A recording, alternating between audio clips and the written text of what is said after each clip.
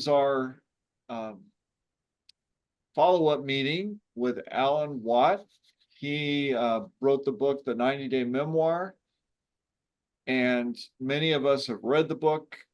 Some of us have begun our memoirs. Some of us have completed our memoirs. And this is our opportunity to share with him what our experience has been, and then to get some of his insights. And this is hopefully going to be a back and forth. We're looking forward to everybody contributing and enjoying the evening. And I think we'll just dive right in. Al, is there something you wanted to say to get us started? Just thanks for having me here. And I just want to acknowledge that I just learned today that we lost Bob Isbell. And I was really, really sad to hear that. He was the guy who reached out to me, I believe, over 15 years ago and introduced me to the California Writers Club. And we had a really beautiful friendship. He was an incredibly sweet and generous man, very kind, and I know that this was a really big part of his life. He was he really loved the California Writers Club, and he brought me out there a number of times to Apple Valley, and he asked me to teach some classes at the maximum security prison there, which was really a very moving experience for me. And so I'm so sorry for your loss and for our loss. And I think maybe we can honor Bob by with this hour and maybe with our work going forward, because I know that he was a real proponent of telling your story. So Bob, wherever you are, this one's for you. So I'm here for you guys. I don't know if you've read the 90-Day Memoir. It sounds like some of you have, if you've used it as a guide through the process of writing your first draft. Yeah. So I would like to just be here for you for the next hour. If you have any questions about your process, any questions about next steps, please fire away. Or we can just gaze at each.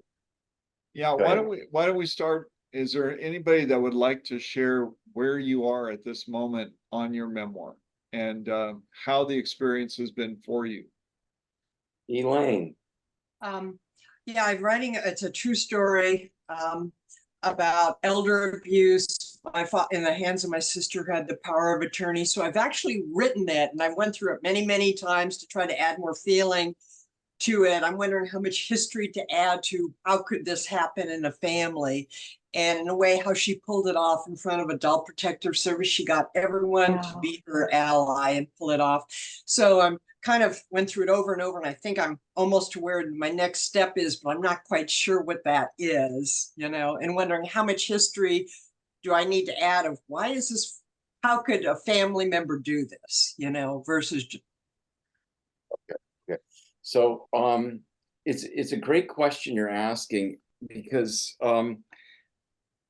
how much history to add? It's not, I don't know that that's how do I answer this? I don't know that that's necessarily the question. I don't think we can quantify that, because I don't think it's about how much real estate or in terms of words I put into the book that's going to satisfy this. So here's the question I would ask. I would go back to some of the fundamentals, and I would ask myself, remember that the plot is about I suspect my sister is committing elder abuse, and I want to in some way try and make this right. Okay, so that's the plot. Well, I think if I can just say a little bit of what happened when she found out he wanted to be back with me, she drugged him up so heavily, everyone thought he had severe dementia and was unable to, where she created that state. So therefore she had him at that point, and she had written up the power of attorney effective immediately, where she could have complete access to his money. So when he came to me, she found it, it was like, oh my God, she embezzled all this money. So she had to get rid of me. I had a restraining order, the whole thing of, so of how she pulled it off. But the thing is how you can drug a senior up so that they are unable to communicate. Got it. Okay, right. Okay, and so here's what I'm getting at, is what you just described is the plot. You told us what happened. It's criminal. And this might sound crazy. That's not what the story's about. That's the plot. That's what happened. I would say it's not what happens, it's the meaning we ascribe to what happens. In other words, our job as storytellers is to make the personal universal. So I don't have to have experienced elder abuse or know anybody who's experienced elder abuse in order to understand the nature of your story, which is about what? So let me ask you this in a word or a phrase. What do you think your story is about? To me, it's about the struggle of me trying to get someone to listen to what was going on.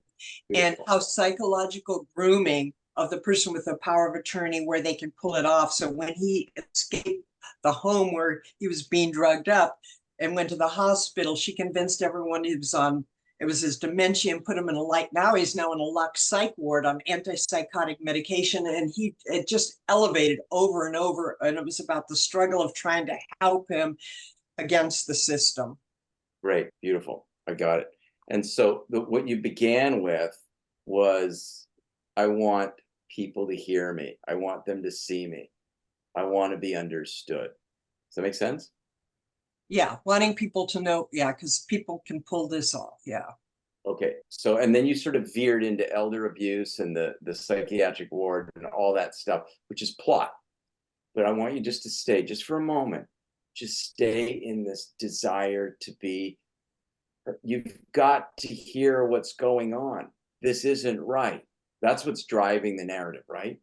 Yes. I see something wrong, and I've got and it's sort of like this, there's this desire to be heard, and the stakes are literally life and death. Now, think about your it was your sister, right? Yes.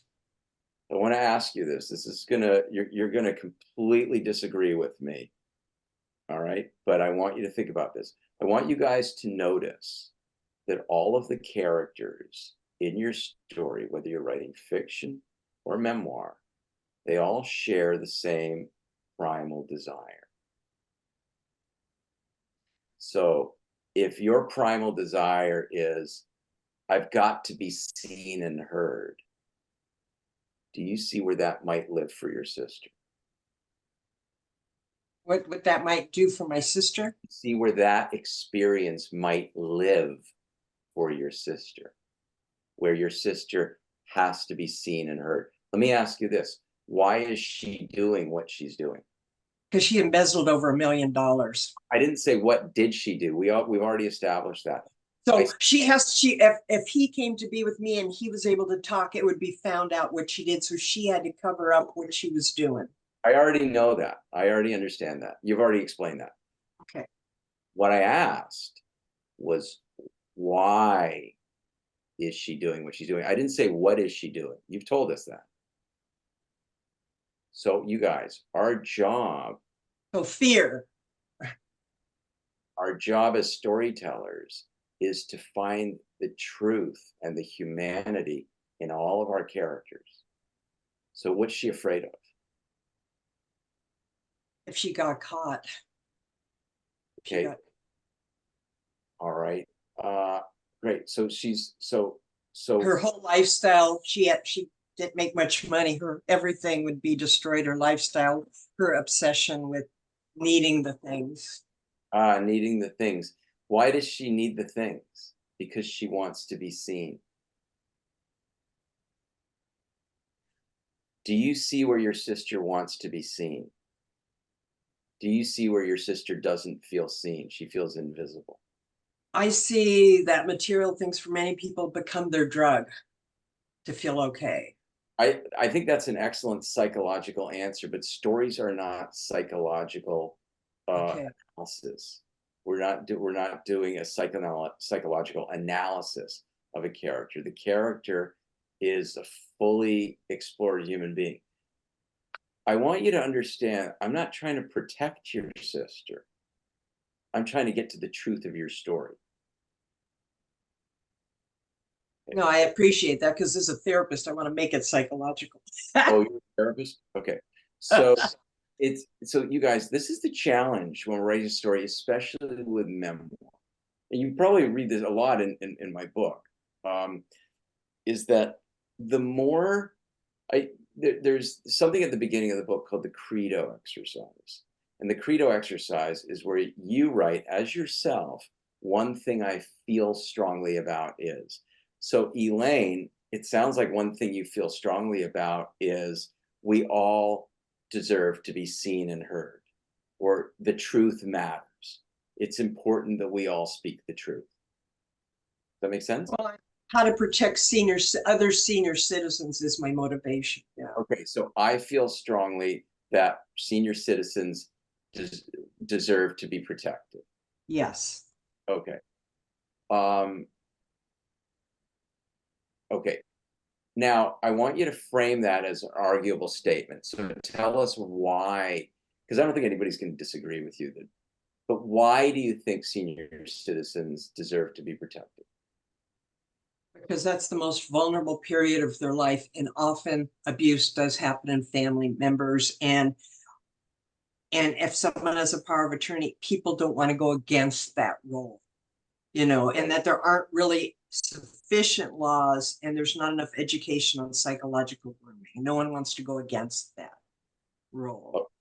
And so I understand what you're saying. And I want you to notice there's a difference, you guys, between issue and theme. And Okay. so elder abuse is an issue.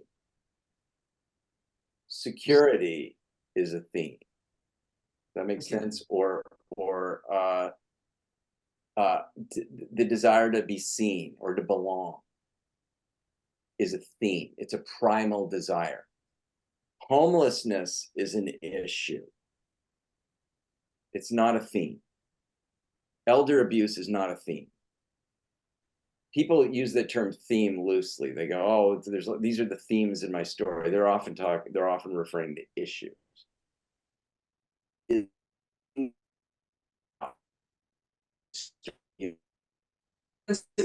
may be like dignity, seniors having dignity. There you go. Beautiful. That would be, Okay. and the way you can explore a theme is through a dilemma. The dilemma is oh, that's beautiful. I love that, dignity. So there's two ingredients to a dilemma. The dilemma is the source of your story. So let's just say that your memoir is about dignity. What is dignity? And we can explore your theme through a dilemma. There's two ingredients to a dilemma: powerful desire and a false belief. The powerful desire is we all deserve to be treated with dignity. That could be a great credo. All right, that sounds like that might be your credo. We all deserve to be treated with dignity. Now, let me ask you this: what would be an opposing argument to that statement?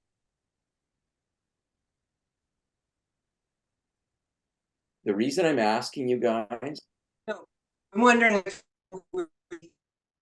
I deserve whatever I can get. fantastic. So I'm feeling like, so dignity, notice you guys that dignity is subjective. What is dignity? So this is what, so both characters are fighting for dignity. All the characters constellate around this dilemma of dignity. In other words, dignity is not objective, it's subjective. It's an argument. What is dignity? And by the end of the story, Elaine is going to, I always say that stories about two seemingly disparate ideas that collide to lead to a deeper truth. So we've got dignity and we've got abuse. And so these two things come together, and we're going to have a new understanding of what dignity means by the end of the story. That's fascinating. Well, you can really go. It's interesting that it's your father, right? Yes. Okay, and so who was the power of attorney prior to her drugging him? I'm not sure she had it, but he wanted it to be me, but then my brother, where he was trying to take his money, so he quickly overnight went to Washington State. But originally, I was the closest and the favorite that was close to him. But to get him free from my brother was like, hey, let's move him from California to Washington State. Big mistake. It's Shakespearean what you're describing. Yeah. So this is and this is going back to your original question. You were sort of asking about how much backstory do I put in here. What I'm saying is that the more you're connected to what the story's about, the more this work becomes a dialogue with your story. So it's going to answer that question for you. We can't answer that question. We can't quantify, oh, you should write 5.5 pages more of backstory. It doesn't work like that.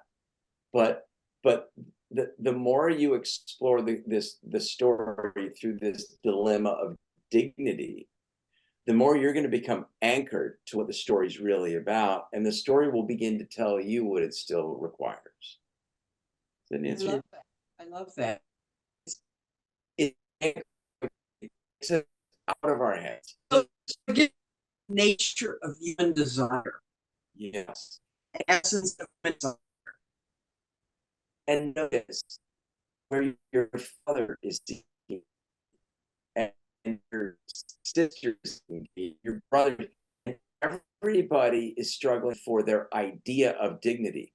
But what makes your hero, makes your protagonist heroic, is that your protagonist is the one character that's willing to surrender.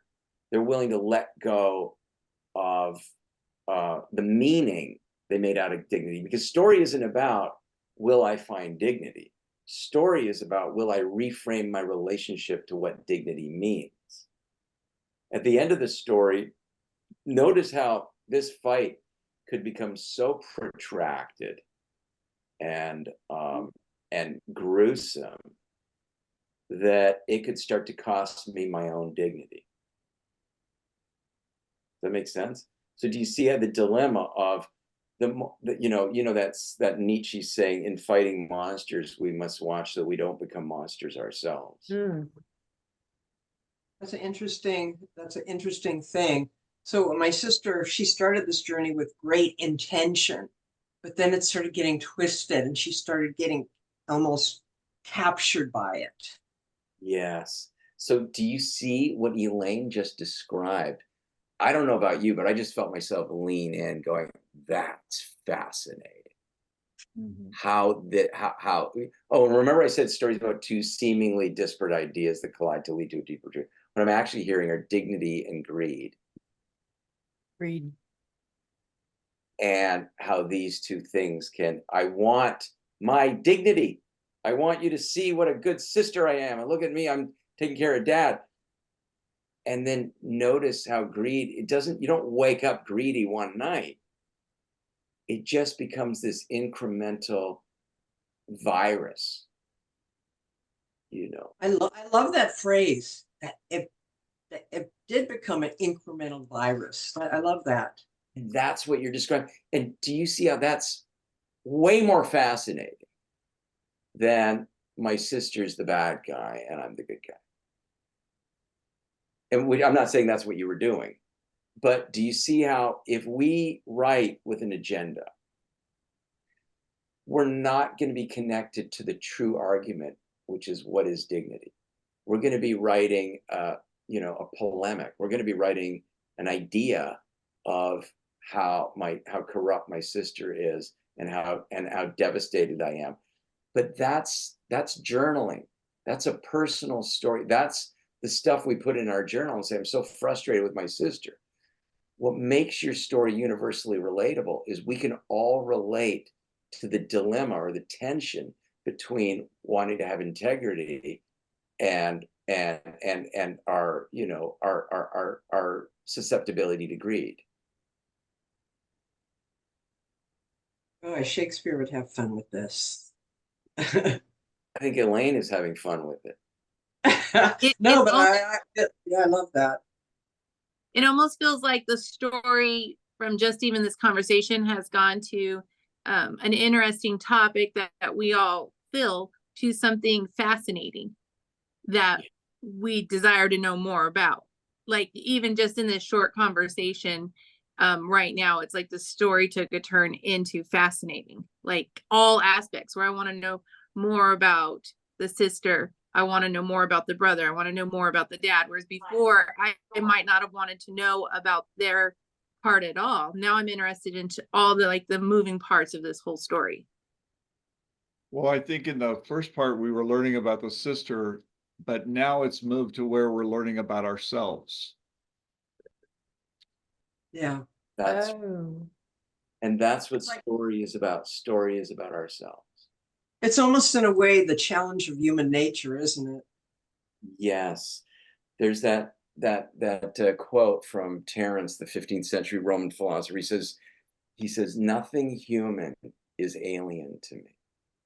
So we can all find greed within ourselves. We can all find the desire to dignity. We can all find courage and bravery. Nothing human is alien to us. And so you can find that this doesn't let your sister off the hook at all. I want to be clear about that. But it's not about my sister's bad. It's far more interesting to see what makes us bad or how we can be corrupted. I love that. Yeah. Yeah. That is the big challenge. Yeah. That we're seeing now politically and whatever. Okay. Okay.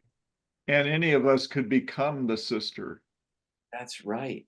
That's right. And so it becomes a cautionary tale, or it becomes, we through your journey, we understand the how challenged you are to hold on to your dignity in the face of all of this, because as much as we're fascinated and curious to see what happens with your dad, remember that you're the protagonist. And what we really care about is how do we hold on to dignity in the face of indignities. I love that. Well, I do too. And you're the one writing it. Be curious about that, and it will answer your original question.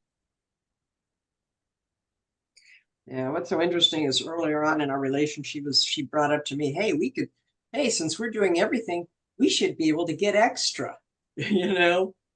And it's that kind of thinking, right? It's that kind of that it's they don't, a greedy person doesn't necessarily see themselves as greedy. They might see themselves as entitled. Deserving. I deserve this for what I did. And it's like, but that was never agreed upon. That was and how the more people think they're deserving or entitled to something, the more it leads to this dissension. That's fascinating. And go back to the 90-day memoir and look at the structure questions, because the structure questions are experiential questions. They're not plot questions. So look at, think about the decision Elaine makes at the end of the first act that she can't go back on toward getting what she wants. So it might be dignity for my dad.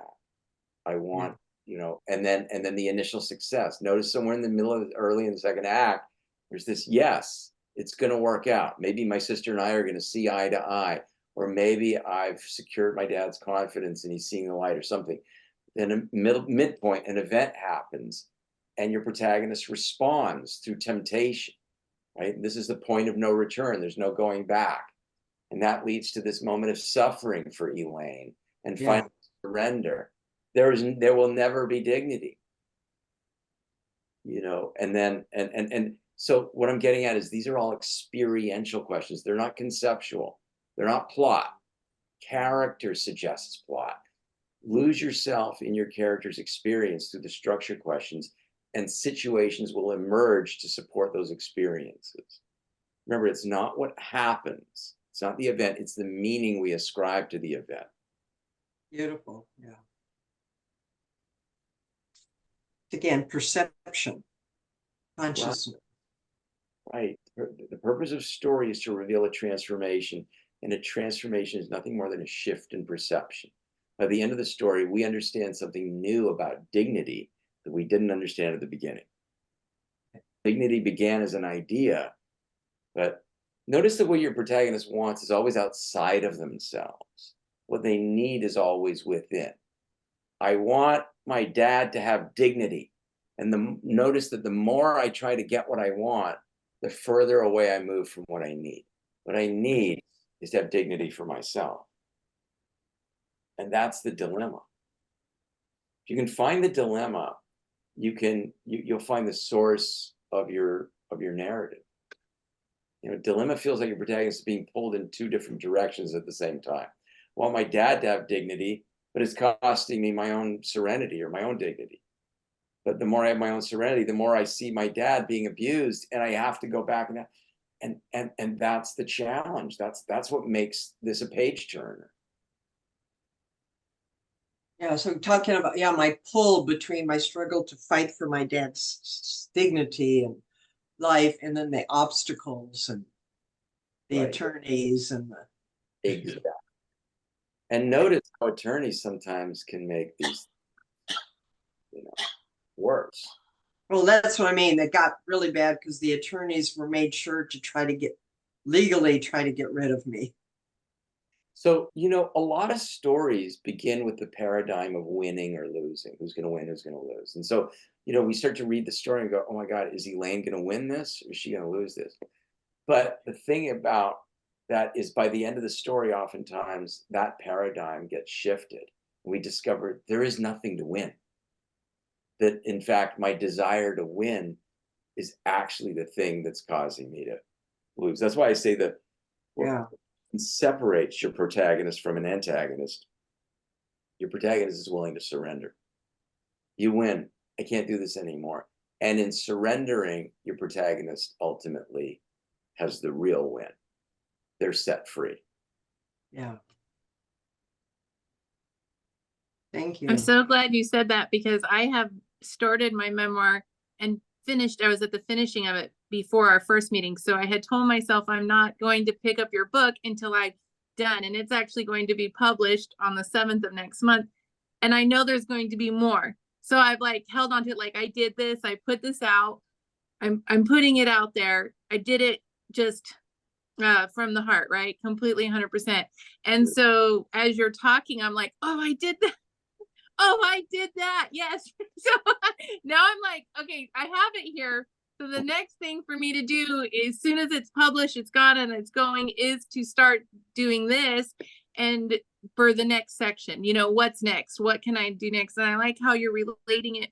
I feel like there's a situation going on in my life right now that feels like a win or lose situation. And as you're talking, I feel like this isn't just truths for our memoir. This is truths for our today, for right now, in our awareness of where we're at. That if we look at it, if we look at other people this way in our daily life, we're going to realize that this isn't about us winning or them losing, that they're fighting for something. What are they fighting for? And if we can shift our perspective, I feel like that perspective shift that you're talking about can happen in our everyday life. And that's a beautiful thing to me. I feel like that's exciting. So I totally agree. Yeah. And it doesn't mean that your protagonist or that we in our real life are victims. It's the opposite. It's that story is often in staying in the battle. Einstein says you can't solve a problem at the same level of consciousness that created the problem. And so oftentimes when we approach story as if we're trying to solve a dramatic problem, we get stuck. Have you guys had that experience? You get really excited by a story idea, you start writing it, you get midway through, and then it sort of feels like you're trying to manufacture drama to try to get to the end. I keep this thing interesting, but if the characters feel like they're pieces on a chessboard, they're not really animated from within. And it's because we lose connection to the essential dilemma. That's the thing that's really driving your narrative, is this: a dilemma is a problem that can't be solved without creating a new problem. In other words, you know you've got a story when what your protagonist wants is impossible to achieve based on their current approach or their current identity. It's not difficult, it's impossible. And so they have to surrender. And in surrendering, they begin to pursue what they need as opposed to what they want. Doesn't mean I don't still want dignity for my father. What I need is to have dignity for myself in the midst of this battle. That's beautiful. Yeah. So how many notebooks do you suggest a person start with when they're getting ready to start your book? Like I want them to be like a set together so I can put it. So how many do I need? Do I need 5, 6, 10? You need one at a time. You One. need Okay, that sums up a lot about who I am. So go on. I heard that. well, no, you're asking the same question that Elaine just asked. Yeah, that's true. How much backstory? It's you need is, paper's cheap. So just I've got I buy mine in bulk. So I've got as much as I need.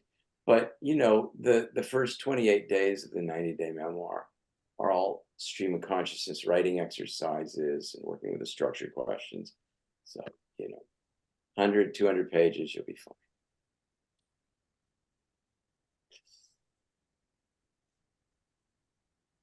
Anybody have any questions? Anybody else want to share their experience? Catherine, go ahead. Yeah, so I'm about a third through my memoir, and I really appreciate the exercises because it was different than some of the other workshops that dealt with this structure in more technical ways, but this actually got the deeper stuff, which is really important. So it really helped me quite a bit. I did not do one thing you told us. I did do what you told us not to do. And so I got into a little bit of a trouble. I have a writing group, and so I needed to present something. So I have been presenting chapters of my chapters of my memoir, which is about a relationship that I got into really not, 50 years ago when I was really young, that ended up being an abusive relationship, but I learned a lot. And in this process, I'm actually understanding, and as you're talking, understanding the point of view of the person I was in a relationship with to understand why he behaved the way he did. And but one of the things that popped up in the writing group was, because they know me now, 50 years later, a couple people said, well, you should be weaving in or braiding in something that says, well, if I'd only known, then what I know now, blah, blah, blah, blah, so that people have this sense that there's an evolution that's already occurred. And my sense is not to do that. And I've kind of been ignoring them about that and just writing the story so that the reader can go along with me as a 24-year-old and just experience this and go, oh my God, and then kind of get deeper and deeper and deeper into a situation. I really kind of, how did I get here kind of thing, where strong, and it's been something I've observed in my own life, is strong women who are ambitious and want to change the world kind of thing have a tendency, something I've found, including myself, have a tendency to get in bad relationships, because sometimes the things that drives women to be ambitious is also because of a challenged primary relationship with a family that kind of causes them to excel and Fascinating. Yeah. That's fascinating, Catherine. And I applaud you for trusting your instincts. Okay. When people are making that suggestion that you should, because that suggestion, you're absolutely right. First of all, I have problems when people give notes that are prescriptive, that say you should do this or you should do that. Right. My job as a writing teacher is to be curious, endlessly curious about what the author is attempting to express. My job is to ask questions, not to tell people what they should do. And thank God you listened, because that sounds like a terrible Okay. Good, thank you. I needed that. I have one other little thing that's bugging me that I wanted to ask you about, but again, it might not be within the realm of our discussion. But the relationship that I was in was to a Mexican national, and so a lot of my experience that I'm talking about in my memoir was my first experience traveling with him through Mexico and really living in poverty situations and experiencing it. And I'm sensitive to the fact that I don't want this to be about Mexico or Mexicans. I just want it to be about the relationship, and also that I learned to really understand and see people who were in deep poverty and how they still thrived and, um, loved their life and had full, families and raised their families in deep poverty. So so there's also kind of a transformation of the character as she travels through Mexico and then sees and appreciates what's going on there. But I'm a little worried, considering our environment now, but I don't want it to be, oh, this is, a bad Mexican that did something bad to the protagonist. I want it to be about the relationship. Um, so I'm trying to figure out how to avoid that, or if I just kind of plow through and hope for the best. Let's go back to the conversation we had with Elaine. Okay. When you find their humanity, Hmm. we're not going to be judging them. We're not going to be judging their ethnicity or their nationality. We're going to be curious about their humanity. So here's how you do that. Mm-hmm. What is it that your protagonist is seeking in this story, from the beginning to the end? That's you. Yeah, and then yeah, she's seeking to actually have a successful relationship and be successful in the same way that she's successful in other parts of her life. Beautiful. You guys hear the word success? We keep hearing the word. In fact, do you guys want to do a really quick writing exercise? Yes. Take Sure. 30 seconds. I want you to write as your protagonist, I want blank. And then underneath it, I need blank. Just write, I want blank. It's just a word or a phrase. Write it as fast as you can. I want you to think about it. I want. Okay. Catherine, what did you write? Well, I just want at this Catherine, at this level, I just want a happy life. No. But my protagonist is, you're looking at for the protagonist. In the story that you're writing, I want success. You already said it. I want success. I want a successful relationship. And I'd already had a failed relationship before this one, and I was really good to have one. You also talked about women who are ambitious and successful. Mhm. So Mhm. what I'm hearing is, I want a successful life. Yes. Is that, I Yes. don't want to impose That's, it. that's what I wrote down. I want a successful life. Beautiful. Okay, great. Yeah. And what do I need? And what I needed, and I saw that, and it seemed like it was the dilemma. What I needed is to be safe and happy in my life and be respected and loved. And that's where the protagonist needed to be in this, and sometimes that's not being in a relationship. She has to get the hell out of it so that she can find it herself. Beautiful. So you guys, I want you to notice what we want is always outside of ourselves, right? I want success.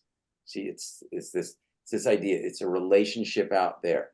It's a job out there. It's something I can't control. And what I need is within, which you were talking about. I need security. I need to take care of myself, right? Okay. Yeah. And there's the dilemma. And so I want you to notice, you're concerned about, oh, I don't want in these times to make it look like I'm bad mouthing these people, right? Notice that what they want is exactly the same thing. Do you see that? Yeah. They all want success. They all want a successful life. And so that's what's driving them. But notice how they're perhaps in a very different circumstance than you are. Right. So when we do that, we take out the value judgment and we start to understand them in maybe from a wider perspective. Does that make sense? And I'm actually finding myself digging deeper into the motivations of the partner at the time.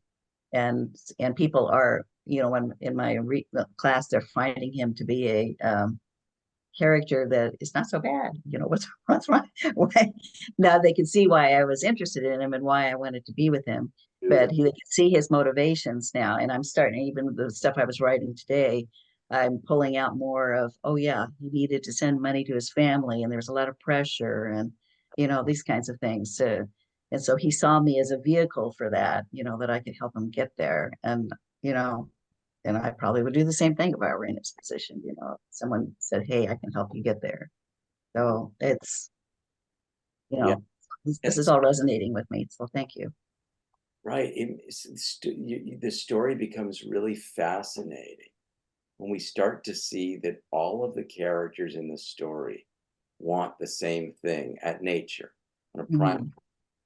And it's necessarily so, because that's your theme. That's the lens through which you're seeing your story. So how can I be successful? What does it mean to have a successful life? You start to see that all of the characters constellate around this dilemma. Thank It's you. what keeps your narrative on track. Thank Yeah. you. Yeah. Thanks, Kat. So would you say that a character wants and needs change then throughout the story? No, the want never changes from the very beginning to the very end. The want never changes from page 1 to the very end. So I want you to notice in Catherine's story, Catherine wants success at the very beginning. Now notice, Catherine, what you said is, now I just want a happy life. Success gets reframed. I don't stop wanting success. But at the beginning, success might be, I want to make lots of money so I'll be safe and I'll have a happy life. By the end of the story, success gets reframed. Does that make sense? It's not that I stop wanting success. It's that I have a new definition of what it is. So the climax of any well-told story is where your protagonist makes a difficult choice between what they want and what they need. And so I want outward success. And what I need is to, as Catherine said, I need to be safe. I need to take care of myself. I need to have integrity. I need to live my truth. And so notice in your story, Catherine, how perhaps your story climaxes with you making a difficult choice. This is where your protagonist proves to the gods that they've earned their shift in perception. It's not enough to say true success comes from within. We need to dramatize it in some way so your reader can experience it. Remember, stories are emotion machines. We want to experience, we want this cathartic experience. We're moved at the end because Catherine has reframed for us what true success actually means.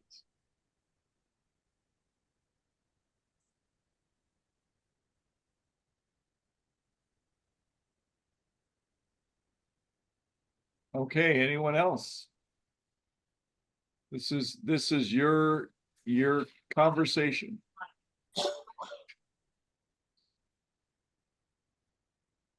Did you find it harder? Do you write other than memoir, right? Oh yeah, I write novels, screenplays. Novels. Do you feel that your memoirs are not easy to publish? That there's a difference in publishing for your memoir versus your novels? My agent told me that memoirs are sold 10 to 1. 10 memoirs for every novel. Wow. More memoirs than novels. Wow. But I don't know if that's true. But Did your agent want to change anything in your memoir? Because I know, like, a lot of times people have that issue with agents. They want this different or that different in a story. So how do you do that with the memoir? well, like I said, I created the 90-day memoir because my students asked for it. But Oh, okay.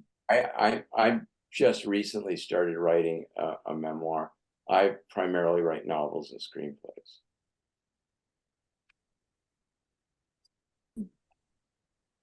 So I want to share my experience with your process. And I gotta say, it was the most amazing, enlightening thing I've been through in a long time. Going through the first section of the book and doing the exercises. Honestly, when I first started to write my memoir, I was kind of writing it because I'm a leader in the club and we were having you, and it's something I should do. Um, I honestly didn't think anybody would care that, okay, maybe my grandkids or somebody might care about my story.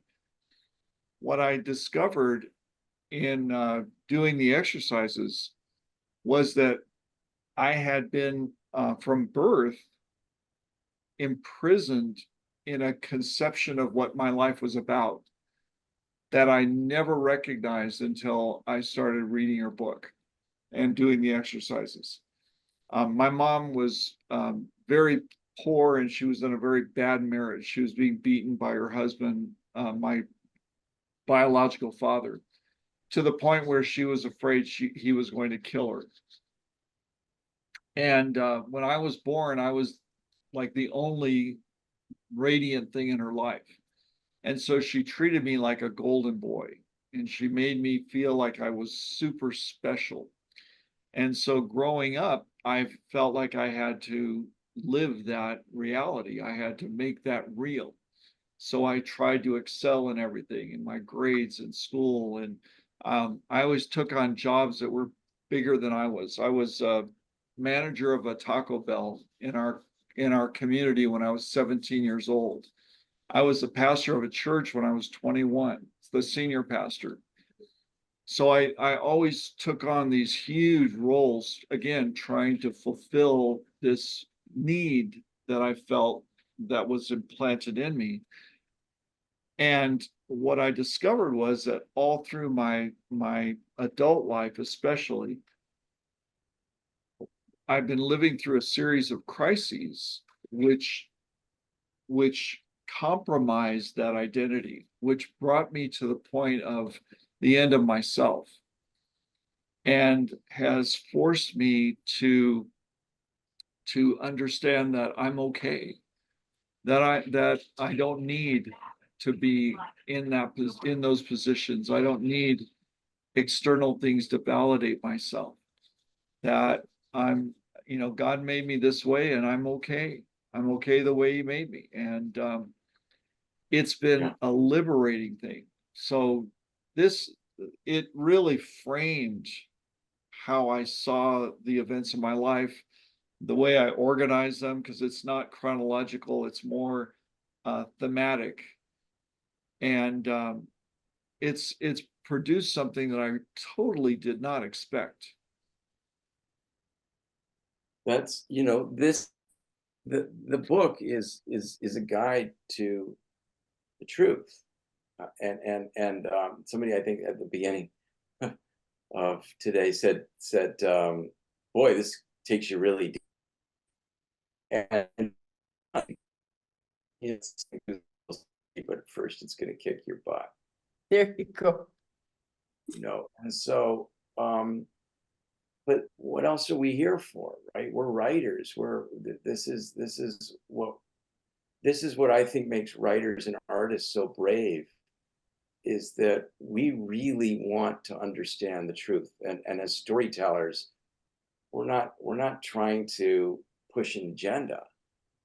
Where I think most human beings live their life trying to solve their problems. Like when I graduate from college, then or I get married, or I get 2.5 children and buy a house.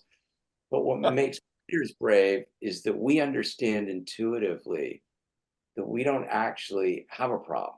What we have is a dilemma.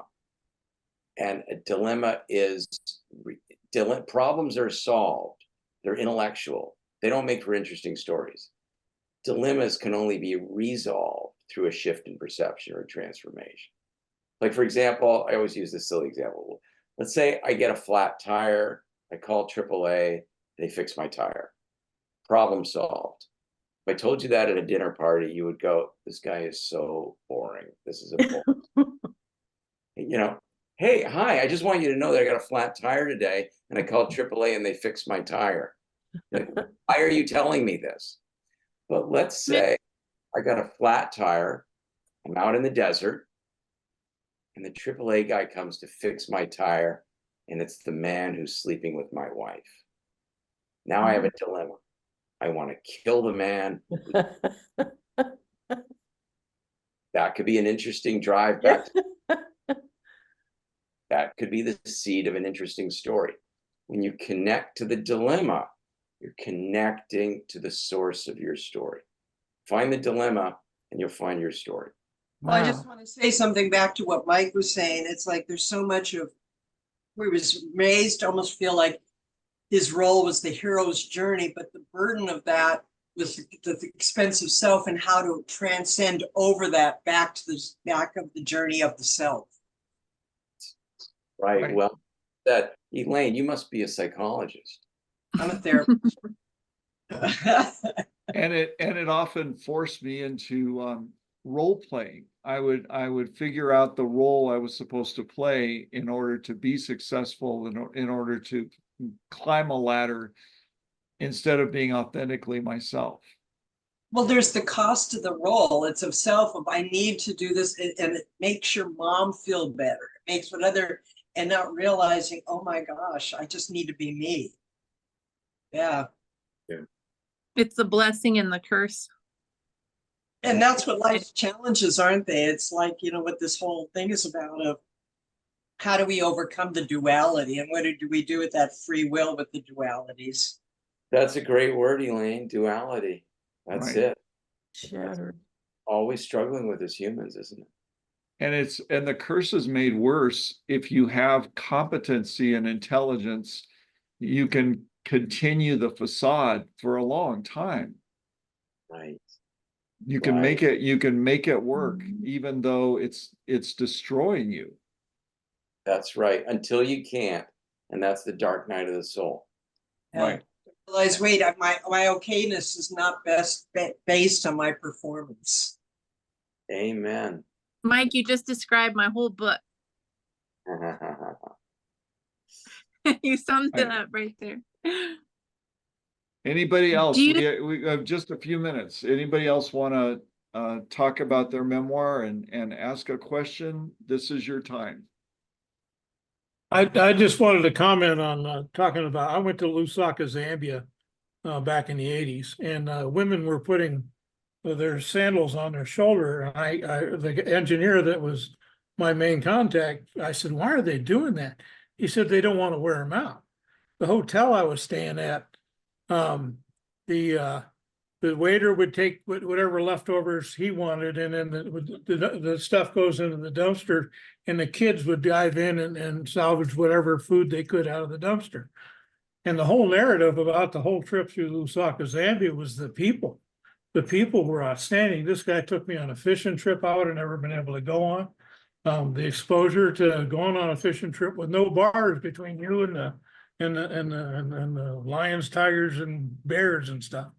So it was all about the people. So you talk about the poverty, and I ended up discussing the poverty, but I talked about the people that made the whole trip. So, and then the little kid, I don't know if you remember that little Robert guy, he was dyslexic. He made the whole trip. So anyway, and then he didn't have a pot to piss in, and he had a mentor. So anyway, I worked the poverty and without addressing the. I don't even mention anybody was black in Zambia. You better know that if you know anything about Zambia. So it's just a comment.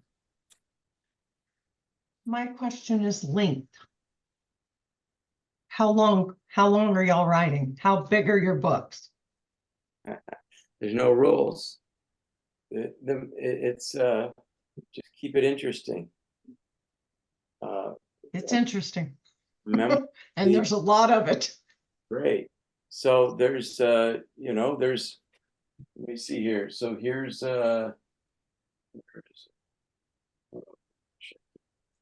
but Wild is about 400 pages, and I can't find it. And they're all different. There aren't any roles with memoir. So Thank I have a you. question, just because this is almost time. With the whole thing about dignity, would I maybe in a forward or whatever do a little dialogue of the importance of dignity before going into the story, or just weave it in? I want to experience you dramatize dignity as opposed to tell us about dignity. Find a way Okay. to do it. I want to experience in your first chapter. And I want you guys to remember that the memory incident is the thing that sort of begins. I don't mean literally begins the novel, but it happens maybe about 20 pages into the novel, or pardon me, into the memoir. But we want to experience the dilemma of dignity prior to that inciting incident. So the inciting incident might be, you know, that your father is maybe there was the question of, you know, getting him into assisted living, or having, or your sister becoming power of attorney, or something like that. But notice that the question of dignity pre-exists this inciting incident, this thing that sets the plot into motion. Am I making sense? Showing how it shows up in so many different ways of trying to provide it, you know, but then it's Your desire for dignity precedes the story. Yeah. It's you know, and it's the thing that's going to get examined. In every scene, it becomes the beating heart of your narrative. What is dignity? You know, that's the dilemma, is that in trying to protect my father's, I don't want to rob anyone else, including myself, of their dignity. Do you do book reviews? I haven't done any. Why? Because I need someone to do book reviews for me. Oh, you And do? I like your perspective. Well, if I had a second self, I would love the job. I just, yeah, it's gotten busy. But what area do you live in? Where are you? I used to live in Los Angeles. You know, my business is called LA Writers Lab. Yeah. But we moved about almost 4 years ago to a little island off the coast of Vancouver. So yeah, we live up in Salt Spring Island. If you guys have any questions, you can always email me. I can give you, if you want to write it down, I'll give you my email address. Okay. Okay, it's Al at LA Writers Lab. So it's Al, A-L, and then the at symbol, and then LA Writers Lab, WRITERS LAB.com. LAWriterslab.com. Al at LAWriterslab.com. Yeah. And the book is the 90-day memoir. And again, I can't endorse it highly enough. I found it to be an existential experience just going through the book. It helped me to understand my life better and to be able to create a narrative that I think might mean something to other people. It was a very, very excellent process. And I thank you so much for it, Al. It was absolutely wonderful. My pleasure. I want to tell you one other thing is I've got a workshop and coming up this Sunday. It's called Story Day. And so this speaks to what we've just been talking about for the last hour. It's a 5-hour workshop on Sunday. And the first 2.5 hours is called Unlock the Story Within. And it's connecting to your characters and to connecting to what the story is about. And then we take an hour break. And then after lunch, you outline your story. I guide you through the process of doing an outline for your story. And in honor of Bob, I would like to offer a really great discount for the California Writers Club. So if you guys are interested and we can find a way for me to send you this information, you can go to it on my website, lawriterslab.com. But Mike, if you're up for it, I could send you guys a really major discount for this one-day workshop. Right, send me the information and I'll get it out to all of our members. Okay, I'll have my assistant send it tomorrow morning. Perfect, perfect.